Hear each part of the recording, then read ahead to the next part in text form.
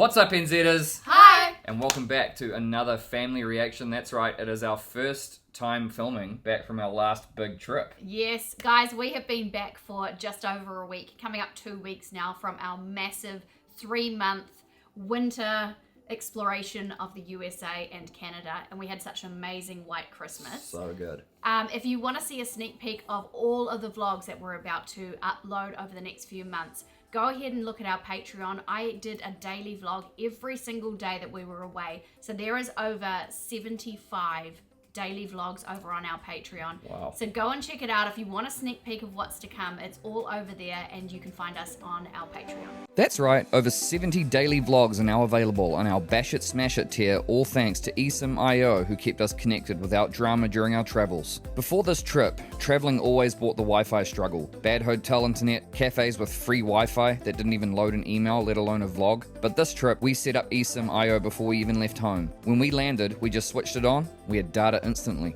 What's cool is it's not just one fixed plan. They've got pay as you go, where you literally just use what you need, or you can grab time-based plans for 30 days. eSIM.io have either regional plans, or if you're bouncing around countries like we did, you can use their global plans to cover multiple countries so you're not constantly switching SIMs. Plus, their one SIM tech means you install it once and it just connects to the best network automatically as you move around. We've hotspot our laptops from buses, car parks, and random roadside stops. That's how those Patreon uploads have been going up every day. Guys, eSIM.io have given us an amazing 100% cashback code for all new users who sign up. Use the code NZF100, and if you top up $10 using this code, you will get $10 extra and end up with $20. If you're traveling and you need reliable data, whether you're uploading like us or just trying to use Google Maps without getting lost, eSIM.io makes it ridiculously easy. You set it up before you fly, land, turn it on, and you're good to go. We have a link below if you want to check it out.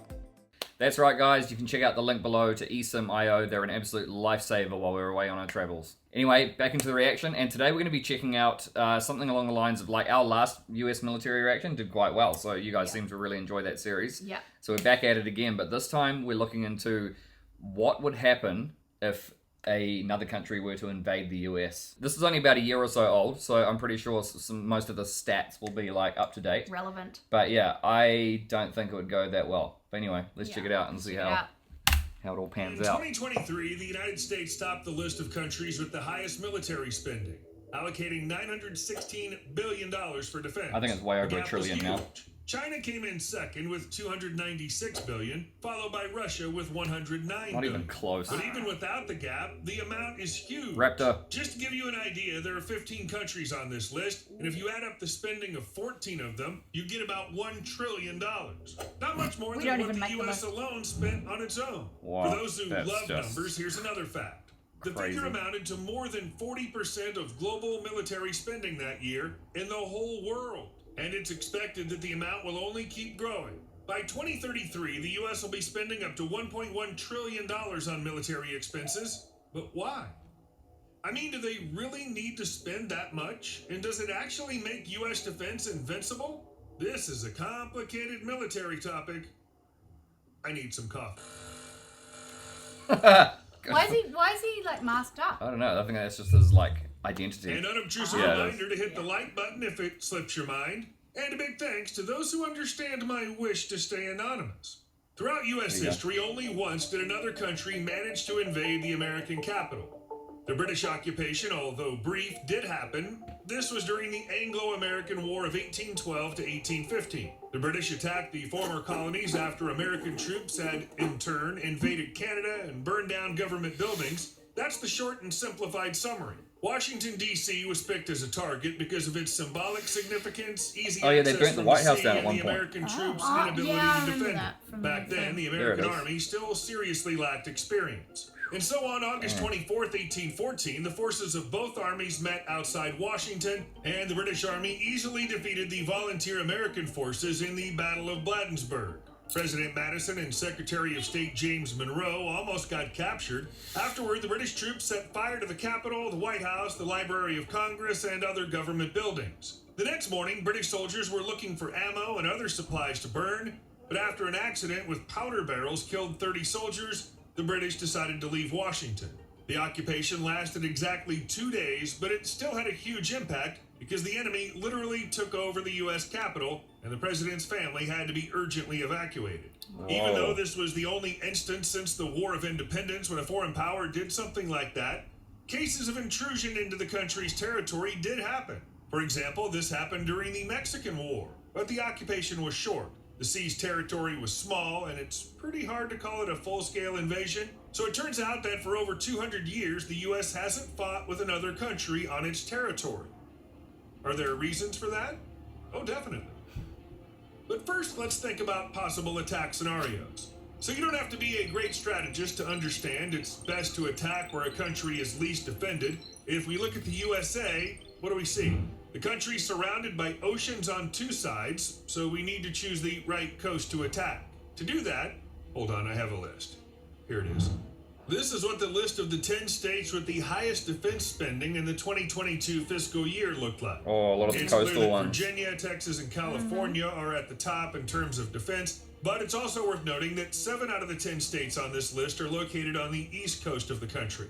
Moreover, if you look at the map of the USA and how the military bases are located, you can also notice that a lot of them are concentrated on the east coast, as if it would be more logical to choose the west coast for an attack.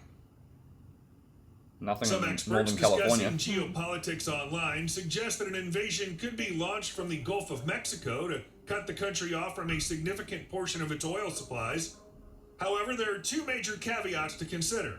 First of all, the U.S. has a strategic oil reserve for situations like this, and it's quite substantial.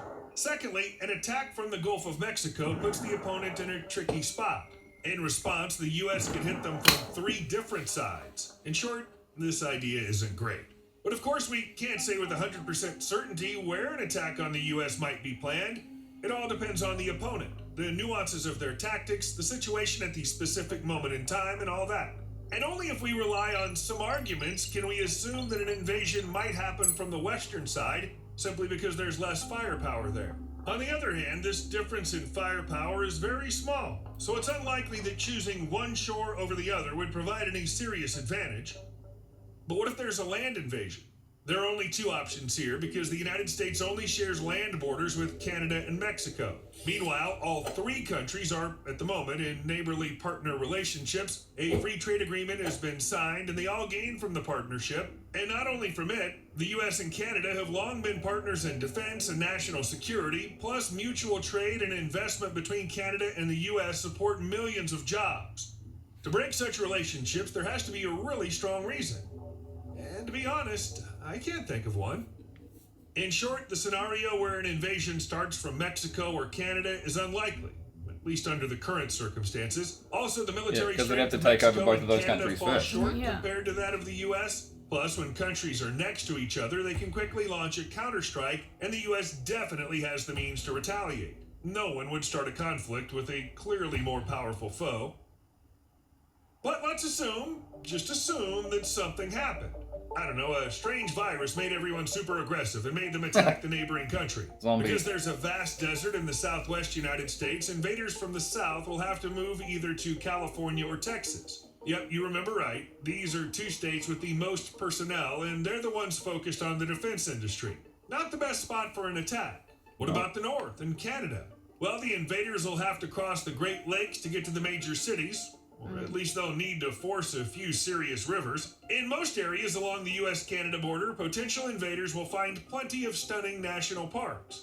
It's really very beautiful there, but from a military value perspective, the territory, well, it's pretty much pointless. Canada has that kind of beauty too. Plus, in the event of an invasion, all those national parks would likely be filled with military personnel ready to defend. From this perspective, the terrain of the southern border, which is the border with Mexico, is more fitting for military operations. There aren't huge parks with forests and lakes, but there's the largest military base of the U.S. Army right in Texas, and launching an attack on the country in a spot like that would be extremely challenging. Looks like any land attack options are a no-go. So we'll have to think about attacking from the ocean on the west coast. But it's not so easy here either. I mean, this option is better than going overland and heading straight for a military base, but it's way easier to say, we're attacking the west coast of the U.S., than to actually do it.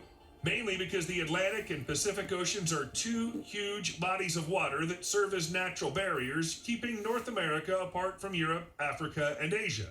Before launching an attack on a country from the sea, these obstacles will need to be overcome, and it has to be done somehow without being noticed. This is hard. Transporting military troops and gear takes time, and during that time, the enemy will be extremely vulnerable in the open ocean, and the U.S. definitely won't just stand by and watch as a fleet from some country heads their way. So the ships will start bombing and sinking them using any available methods. The enemy will have to decide which ships to use for moving equipment and personnel. Larger ships are slow, heavy, and exposed, while smaller ones are at risk due to their limited range. The smaller the ship, the tougher it'll be to cross the ocean. And even if you manage to pull off such an operation, you won't win the war by shelling the shore from ships. You'll have to land troops. These operations are called amphibious assaults, and they're considered some of the most complex and dangerous in any war.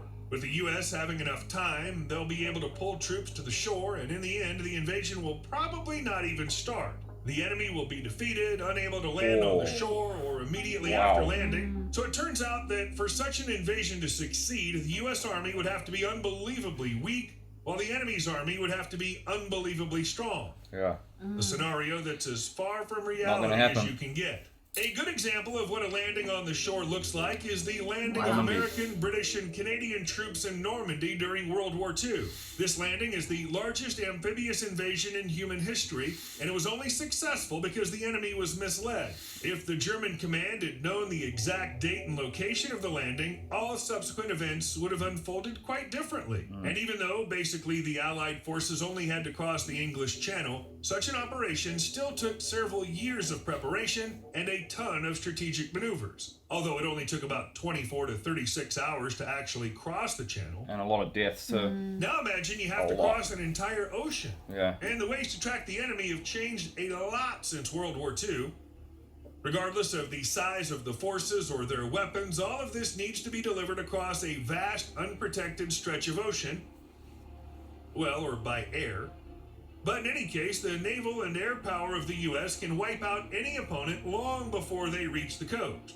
Some experts even say that all the fleets in the world don't have enough aircraft carriers and amphibious assault ships to break through the U.S. Navy. There won't be enough fighter jets to gain air superiority either. So maybe the two oceans on either side of the U.S. are the main reason why no one has invaded the country for 2 centuries. The U.S. is just too far away to get troops there.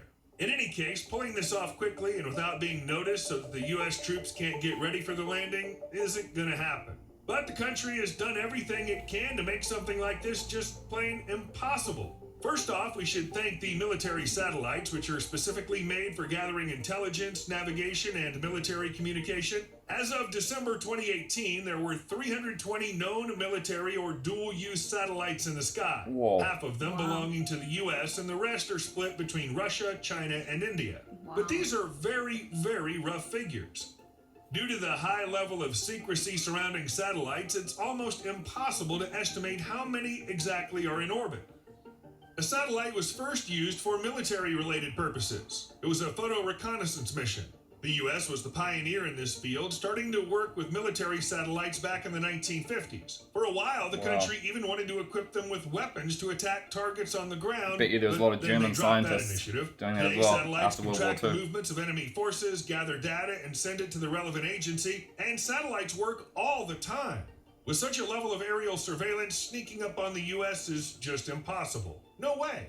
Unless you dig a tunnel under the ocean. Military satellites don't just track enemy troop movements. There's also the Defense Support Program, and its satellites detect missile launches or spacecraft, even nuclear explosions, all using sensors that pick up infrared radiation. So even a sudden airstrike with missiles is off the table. But technologies for early detection exist not only in space. For example, there's a system called Relocatable Over-the-Horizon Radar. It's designed to provide wide-ranging surveillance of both aircraft and ships. This system covers a wedge-shaped area of 64 degrees at a distance of 575 to 1,865 miles. Originally, the system was meant for tracking the movement of ships and planes over the Pacific Ocean during the Cold War. This way, they could coordinate fleet movements well ahead of a fight. How? Wow. To put it simply, the system uses atmospheric disturbances to spot incoming threats. Right now, the enemy will also have to deal with the U.S. Navy's 11 nuclear-powered fleet carriers, which will spot the invasion long before it comes to landing on the shore. But there's one more thing that definitely needs to be mentioned in connection with U.S. defense, and that's nuclear weapons. Yep. Let's consider a really extreme case where countries suddenly decide that the planet is no longer useful to them, and it's time to use nuclear weapons. The U.S. has about 7,700 nuclear warheads in total, including 1,950 warheads ready for deployment via intercontinental ballistic missiles, submarines, and planes, as well as thousands of others that are in storage or awaiting dismantlement. The closest country in terms of nuclear military power is Russia. They have a bit more warheads, around 8,500, but only 1,800 of them are operational. For comparison, China has about 250 nuclear warheads, a bit less than France, which has 300, and a bit more than the UK, which has 225. At the same time, a nuclear war with any country that has a decent capability is mutual assured destruction. This is not a metaphor or an exaggeration. It's a specific existing term. It refers to the doctrine from the Cold War, according to which the use of weapons of mass destruction by both sides would lead to the complete destruction of both sides. Within this doctrine, it's impossible and pointless to suddenly strike the opponent with a massive nuclear strike. Everyone will just die. There will be no winner. So no country really has a decent incentive to nuke the U.S. It would just lead to mutual destruction. By the way, that's one hell of a strong deterrent. And no, taking out all American nuclear weapons beforehand won't work either. If you believe the experts, it's practically impossible to eliminate the U.S. nuclear arsenal because it's based on a triad of land, air, and sea delivery systems. In short, you'll have to deactivate weapons from several types and at several locations all at once. For example, ballistic missiles launched from submarines are considered the most effective element of the U.S. nuclear deterrent since some of them are always out at sea. Ground-based missiles are also hard to eliminate since they're in fortified silos deep inside the country. You have to be really lucky as a saboteur to get in there. So it looks like for attacking the U.S. with nuclear weapons, the enemy needs to create their own missile defense system. No modern technology can pull that off. Dang. Well, all's clear when it comes to nuclear weapons. If they're used, there's only one scenario. Let's picture some kind of military miracle. Enemy forces cross the ocean without anyone noticing. Then they manage to land smoothly on the west coast of the U.S. What a stroke of luck. What's next? Well, specialists and just people with good imagination believe that the country is going to be safe thanks to its geography. It's because of geography that the U.S. is never likely to be successfully captured by any foreign power. They got mountain ranges on both sides. The continental part of the USA is huge. I mean, it's just gigantic. No matter which side the enemy invades the country from, they'll find the same huge variety of landscapes: forests, swamps, mountains, deserts, river systems, canyons. Different landscapes mean different conditions for fighting. To fight effectively, special training and sometimes equipment are needed for each landscape, not to mention the logistics of moving troops through these forests, swamps, mountains. Well, you get it. Depending on the area, different types of forces need to be used, and the invader will have to quickly adapt on the ground. At the same time, the American military in the same area will already be prepared for everything. And imagine what it's like to advance through open areas like deserts and plains. For American aviation, the enemy is like a target at a shooting range. Military analyst Dylan Lerke suggests that the combined military potential of the rest of the world would be insufficient to even get a foothold on the continental United States. And the key word here is get a foothold, because it's not enough to successfully land in someone else's country. You need to advance troops inland, capture, and then also hold territories. In this territory, there are not only civilian facilities, but also military bases. According to their own public estimates, the U.S. has 598 military facilities in 40 countries, as well as 4,461 bases within the states. This is a list of the countries where U.S. military bases and facilities are located. Not in New Along with Zealand. a large number of bases in Germany, the U.S. has major military facilities in Qatar and Diego Garcia Atoll, as well as in Japan and South Korea. The U.S. Armed Forces have about 1.4 million active duty personnel and 850,000 reservists. But some of these people are scattered around the globe, stationed at U.S. bases, overall about 10%.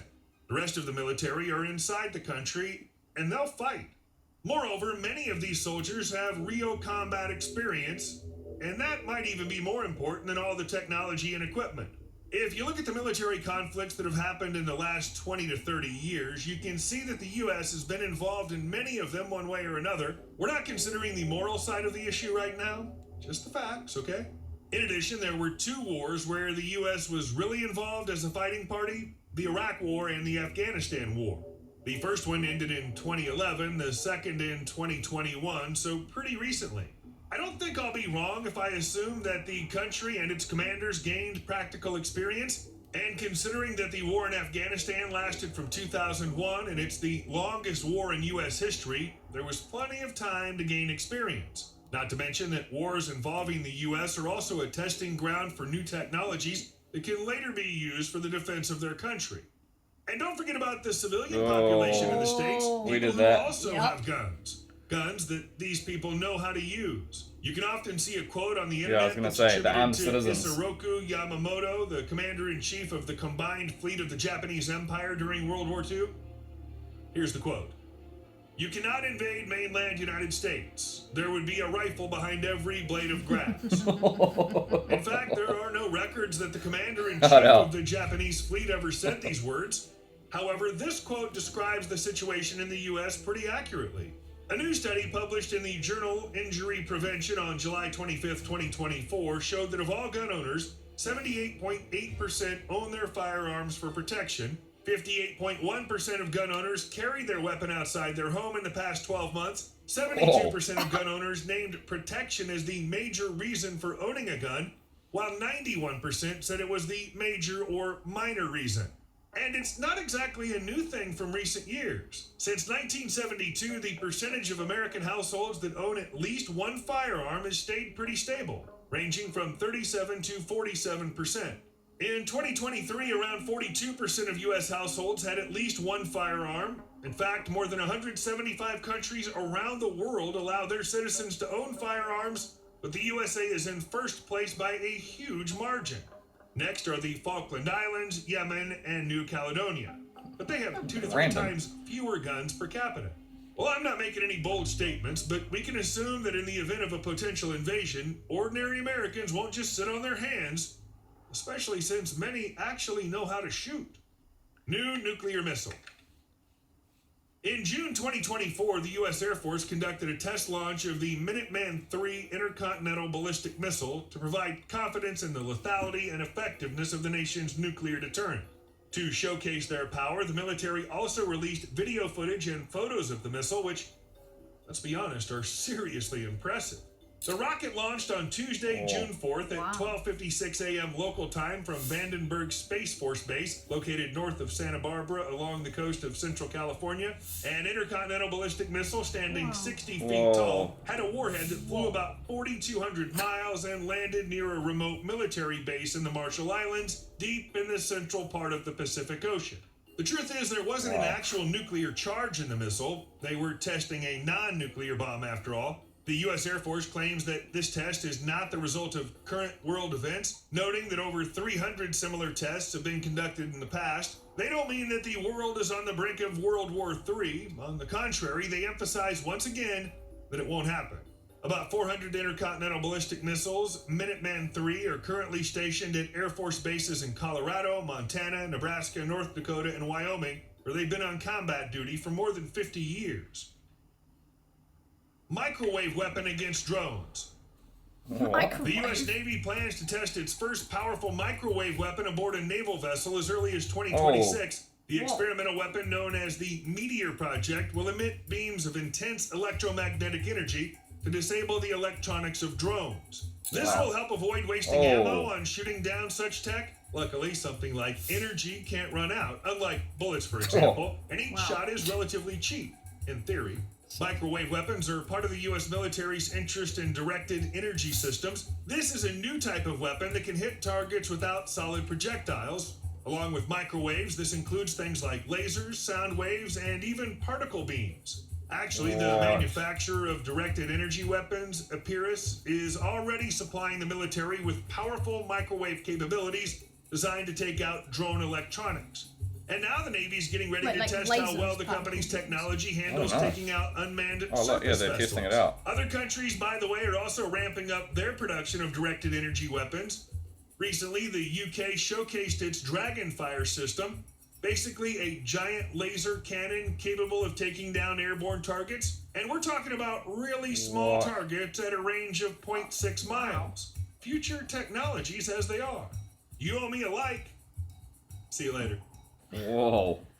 Okay, wow. Oh my goodness. That got like real high tech real quick. Yeah, those experimental... I've heard of like the things that like, the non-military ones where like there's like rioters and stuff and protesters. Yeah. And they bring out the things and people... Yeah, and like they can't like hear properly and they like head starts like...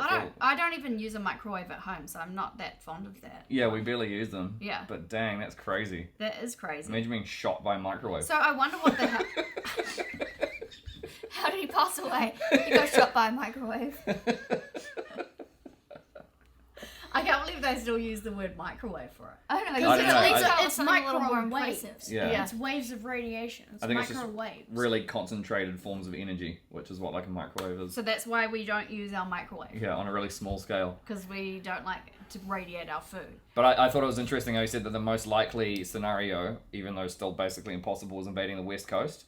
But the thing that he didn't mention in this video is that a lot of the missile bases in America are also located in places that are close to the West Coast, like Nevada, and I think there's like New Mexico, and like all in that area. Yeah. So that, you know, you're like the reaction time would be like really small for them. One thing that's always blown my mind is how come, and this is just from like a I don't know anything point of view, how come other countries let the USA have bases in their country? That to me is weird. Protection, like so is it only like allies? Yeah. Oh yeah, definitely. Like I don't think they have any. Well, they might have secret bases. He laughed at me. But how would they get there secretly? No, they do have secret bases, but don't they have one in New Zealand? Another video we watched did have New Zealand. Yeah, there's rumors. Yeah. But one thing that crossed my mind in terms of invading the US, and this is going back to like spy movies and stuff, is what if they invaded it from within? Well, like, what if that seems to be the only way. Yeah, I think like a slow invasion. Way. Either they sneak in somewhere under like ground, or I don't know, they probably got that surveilled, like they said. Or just a soft takeover. Or like a soft takeover from within. Yeah. Or they turn a bunch of US citizens against its own country. So let's just say they infiltrate high-level military or something like that. Do you know what I mean? Like, I feel like that's the only way. Yeah, like would brainwashing and stuff. From inside. Yeah, true. Time will tell. Yeah. Like dang. Inside. Yeah. Or they got like... No, that's like the only way. Inside. No, because I'm problem solving here from the viewpoint of like... I'm sure if you from New Zealand are thinking of this, they've already thought of it all. Yeah, I'm sure like you're not coming up with a brand new idea. Employ me. Have you guys thought of this? Yeah, no, literally. I was sitting there problem solving and I was like, the only way is from the inside. Yeah, I think that. But I think it's the most likely. Or change people's minds on the inside. Political takeover. Political takeover, high-level military takeover. You got to be careful. Oh yeah. Has everyone been tested? Like, are you with us, or are you not? Because it's the only way. I don't know. I was just spitballing here. That's all. Let us know down in the comments what you think of that. Anyway, guys, make sure you smash the like button if you enjoyed that one. Go check us out on Patreon. There should be a little button right at the end of this video that you can click on and it'll take you straight over there. Check out Atlanta's channel. Go and subscribe to that. We've got Facebook. No, we don't have Facebook. We've got Instagram. We've got TikTok. Yeah. And find us on Instagram. It's a good time over there. Yeah, it's really good. Yeah. Give us a follow. Yeah. And we love you guys. And we'll see you in the next one. Bye.